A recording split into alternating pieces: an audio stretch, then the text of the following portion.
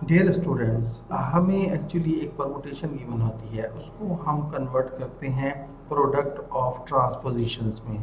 अगर जो ट्रांसपोजिशन की तादाद ऑड हो तो हम ऑड परमुटेशन कहते हैं, अगर इवन हो तो हम इवन परमुटेशन कहते हैं। अच्छा, अब आप देखें कि जो आपको परमुटेशन गिवन है वो ऑलरेडी ट्रांसपोजिशन के प्रोडक्ट की फॉर्म में लिखा हुआ है।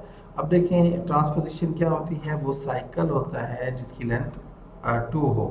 अब देखिए एक साइकिल ये है, ये एक ट्रांसपोजिशन, दूसरी ये ट्रांसपोजिशन और तीसरी ये।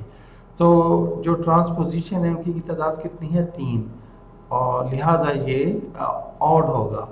तो ये परमुटेशन ऑड है, तो लिहाजा हम कह सकते हैं कि जो स्टेटमेंट है ये गलत है। ये जो परमुटेशन है इज़ इवन, ये गलत है, ये फॉल्स है।